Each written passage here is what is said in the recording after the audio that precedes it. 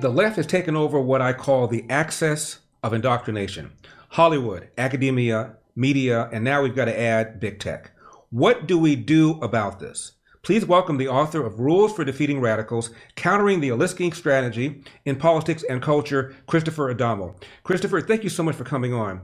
I was just reading an article about a UCLA professor who wrote a book back, I think it was 1987, where he said all of this fear conservatives have that people coming out of college are going to infuse the private sector, infuse American culture with their left-wing values was overblown. They thought we were all paranoid. He's now admitting that's exactly what happened. He says all these people studying basket weaving, anthropology, can't get jobs in colleges, have now gone out in the non-college sector and infused the whole culture. He said he was wrong. Yeah, it definitely was part of the plan to mock and deride warnings against things like this. So the longer your enemy can operate without you actually being either aware or in gear to confront that enemy, the more success your enemy has. And this is how they've operated. You must have been one of the least surprised people when you saw what was going on with Twitter after Elon Musk allowed these reporters to release what was going on. The infusion, the infiltration, the suppression of conservative content. And it's not just media, as I pointed out. It's Hollywood, it's academia, it's big tech. What, Christopher, do we do about this? Well, you're absolutely right. It's a huge thing. Their biggest threat to us is also their biggest vulnerability, because they have this near monopoly on information. They need a near monopoly. They need a total monopoly on information to advance their agenda. And so when we speak the truth against them, that's our greatest weapon. You know, the pen is mightier than the sword. What happens, though, is that, and this goes back to Alinsky, this is why I sat around and watched our side forfeiting battles we could be winning and said, somebody needs to write something about this. What happens is when they convince us to shut up, you can't say that. You can't talk about that. You're a bigot. These days, everything makes you a bigot. You're a homophobe, you're a conspiracy theorist, and we start getting embarrassed, we start getting intimidated, so we start soft pedaling our side. We've just enabled and empowered them. My rule number one, I don't want to be a total spoiler on my book here, but my rule number one is never apologize unless you've actually done something wrong. And that's one of the biggest things that our side can do to change the scope of the battle is you speak the truth. You don't speak it apologetically. You know, I don't mean to offend you, but here's reality. How about this is the truth, and those who say something against it are telling lies, and I'm not going to apologize for that. Once you do that, you're not fighting a defensive fight. You're fighting on the offense, and if you've got the truth, you're fighting a winning battle. You know, Christopher, say what you will about Donald Trump. That's one of the things he knew. He knew better than to apologize for stuff he didn't say. For example, it's just written now in the code that he said there were good Nazis and bad Nazis on both sides. He said nothing of the sort. It's just written that he mocked a disabled reporter. He did not. Even the reporter doesn't say that he mocked my disability. He said drink bleach. No, he didn't. I saw Hillary say that on CNN. Nobody corrected her. So these are the kinds of things that the left has done. They put all these ideas in there and nobody says anything, but Donald Trump at least didn't apologize. Well, let me give you a great example. And I love the fact you brought up Trump specifically because throughout all of this, I started writing the book in 2015. It became obvious that Trump is what I would say reflexively immune to the Alinsky strategy. Two premises of my book. Number one is the Alinsky strategy only works on those who allow it. So if I say something about you right now, you were out dealing drugs last week, Larry, and you start apologizing and trying to prove you weren't and everything, you've practically validated the accusation. If you just reject it, if you say, I'm not accepting that, and you press forward with what you have to say as if I didn't say anything substantive, which I didn't, you're way ahead of the game there. The other premise is that leftists never care about any cause they claim to champion. And I want to underline the word any. They never care about any cause they claim to champion. It's always a matter of exploiting the situation to try and gain political leverage on the backs of others. And I challenge people right and left, try and prove me wrong on that. Show me something that they really care about other than gaining power. And I can show you where they totally contradict themselves in the next breath. They care about the environment when they're not flying around in their private jets. We can go down the list. They care about women as long as it's pushing women to kill their unborn children. They don't care about them when men want to go into their locker rooms. I mean, you can go down the list of all of this. So as long as leftists are open to fight the battle on their terms, they get away with it. The minute we speak that truth to them, it's like a knife cutting right through it. As long as we've got the guts and the resolve to say, they're going to get hysterical. They're going to call me names. They're going to make accusations like they did against Trump. They're going to do all this stuff. I'm sticking to my story. What's this? The great Eldersky, the sage from South Central, the Prince of Pico Union, the Czar of Common Sense, Don Lorenzo, has a pair of MyPillow, My Slippers in his baby brown libertarian fingers. Yes, he does. And you know what? You can get a pair too. Just call the number on your screen or go to MyPillow.com. Make sure you use promo code ELDER. They come in different colors and they come in different styles. And of course, this is what started it all, the MyPillow. Also comes in different sizes. Best sleep you have ever had. Call the number on your screen or use promo code MyPillow ELDER. And this is the 6-piece towel set. Hand cloths, face cloths. Mine is in white. They come in a lot of different colors. I'm in white because, after all, I am the black face of white supremacy. Speaking of the black face of white supremacy, I have here a set of Giza Dream bed sheets. These are made in an area of Egypt called Giza, where they have the finest cotton, I'm told. Never been there, but I hear the cotton is fantastic. Call the number on your screen or go to MyPillow.com. Use promo code ELDER, MyPillow.com, promo code ELDER. Christopher, what do we do about the suppression of information? I'll give you a quick example.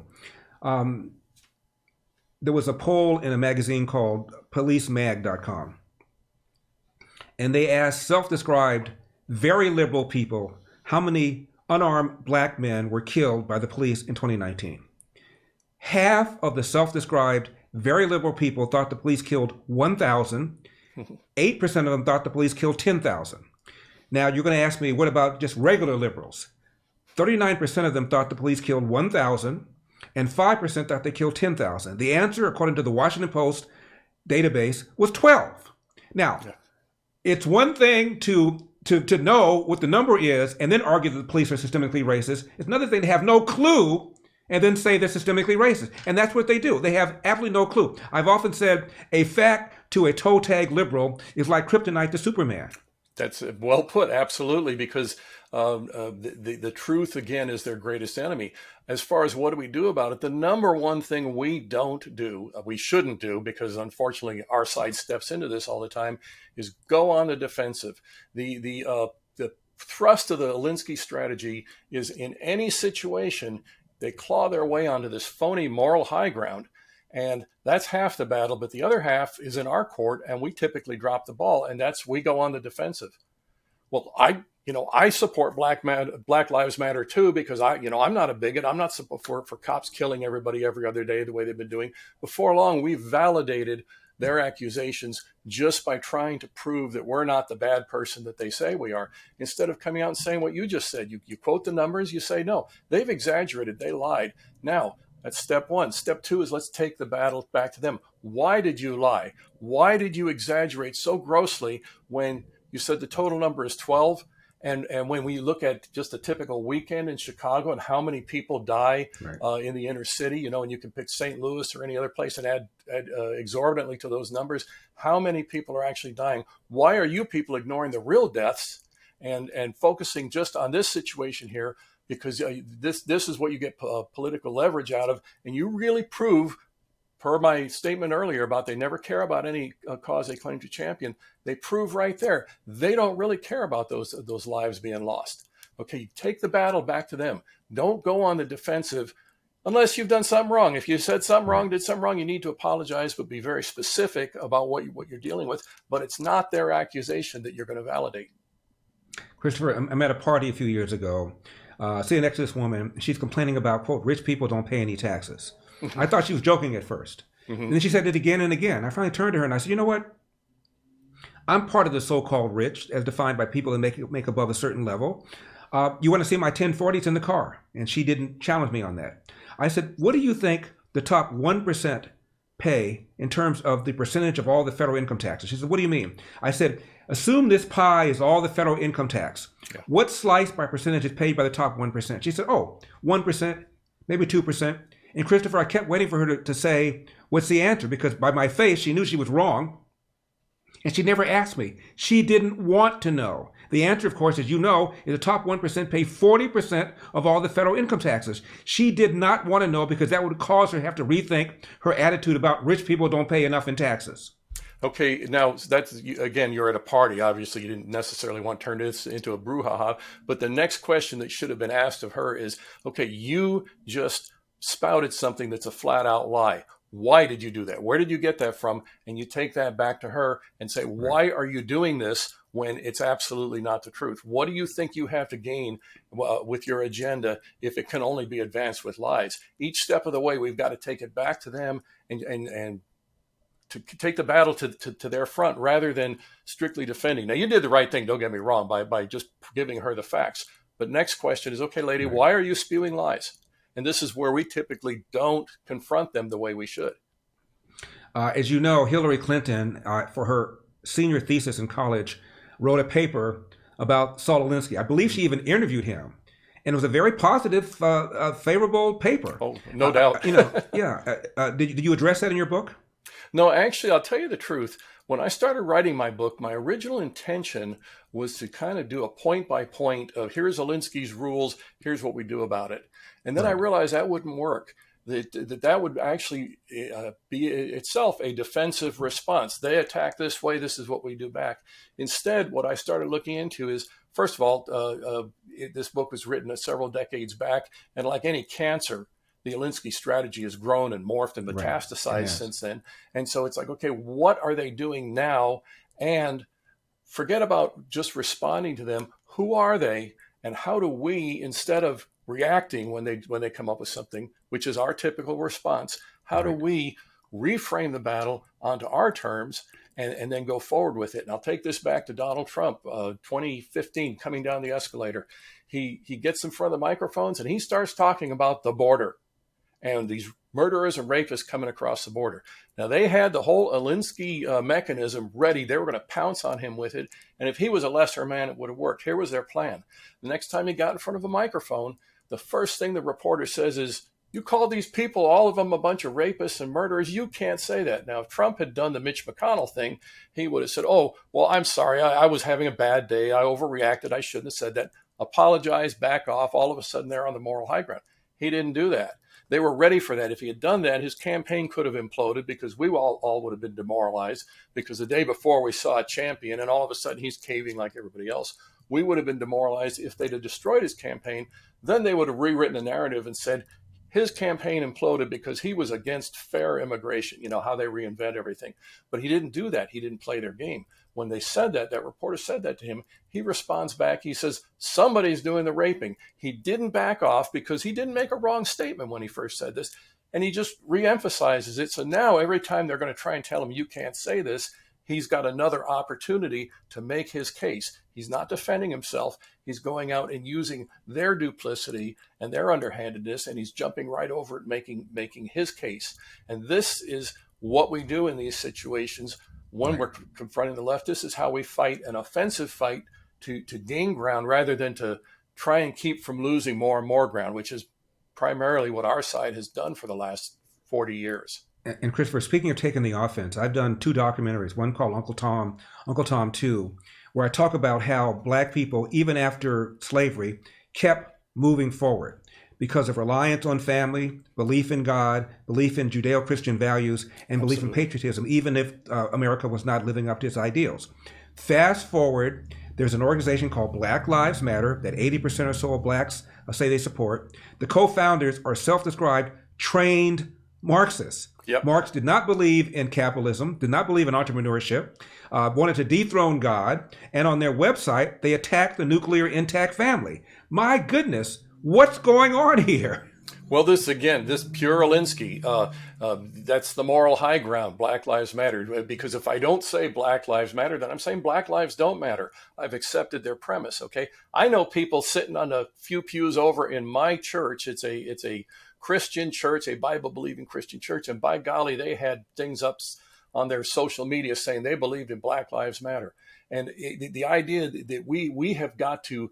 They got on their moral high ground about something. We've got to kind of beg for crumbs from them on this basis, and our side falls for this. And what you just said about them being a Marxist organization that we should not support, you are 100% right. And we need to come out and say that. By the way, if you look at what the Marxists, what the leftists, what the Democrats have done to Black lives in this country, going back to slavery itself, and then Jim Crow and segregation, and everything else, it was all Democrats.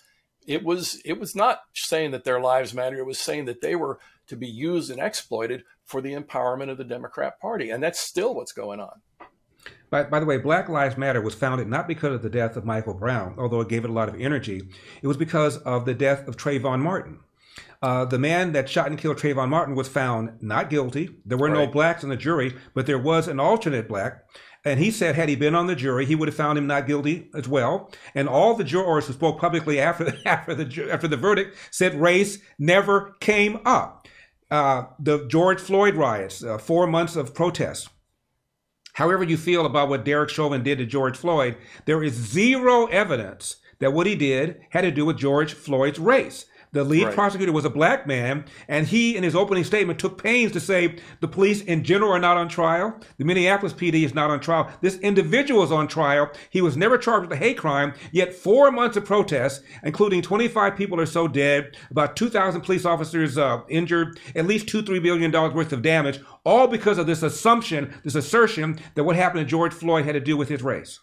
Well, again, what you have there is a powder keg, and I will say that the steps were being put in place for this a decade before George Floyd.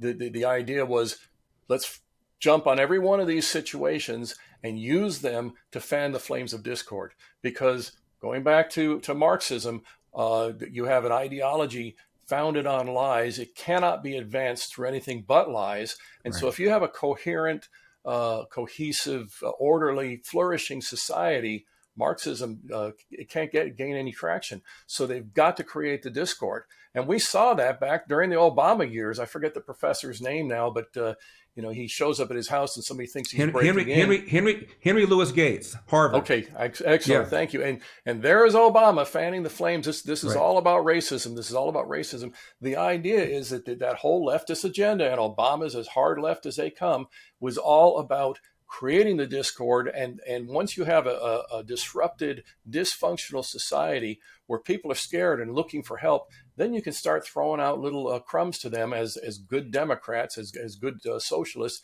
and they start just flocking to you for that. And that was the goal. And so every step of the way, you mentioned with the George Floyd situation, how many innocent people of every race died because all the riots, all the looting, how many businesses were destroyed? Again, black businesses, white businesses, everything were destroyed because of all the harm being done. And is there any concern from the leftists about this? And no, we got to stop this. We got to put a lid on this because we care about those people. No, because they don't care about them. They had what they wanted, which was the discord, the Rahm Emanuel talking about using a crisis to advance things you can't otherwise use. They had all of that, and they're not going to let go of that. And Christopher, the George Floyd thing is a gift that keeps on giving. Cops are pulling back. It's called the George Floyd Effect or the Ferguson Effect. And homicides are going up in New York. They're going up in D.C. They're going up in Chicago because the cops don't want to be accused of being systemically racist. Yep. So they're pulling back. And the so-called excess deaths are primarily people living in the inner city, black people, the very people that people on the left purport to care about. Right. And that's a perfect example. And what's happening to the quality of life everywhere when we embrace the leftist agenda, it goes down. That's by design. Last question. What's been the reaction to your book? Well, I've got overwhelmingly good reaction from people. By the way, if I can just throw in a couple of little plugs here, one person who read it recently and really liked it was General Michael Flynn. And he's written his own book, if I could show you here. It's called Citizen's Guide to Fifth Generation Warfare. You ought to talk to him about that. It's all about the PSYOPs going on. And he actually quotes at length from my book as far as a part of his material there. So yeah, I've gotten some good reaction from people. And Christopher, of course, you've been on Today's Show, you've been on The View, No. you've been on Good Morning America, you've been on CNN, you've been on MSNBC. No, the biggest show that I've been on to date is the Larry Elder Show, and I'm honored to be here. Christopher Adamo, Rules for Defeating Radicals. Christopher, thank you so much. Come back soon. I sure will. I look forward to it. Great talking to you. And Happy New Year. And Happy New Year to you, sir. God bless.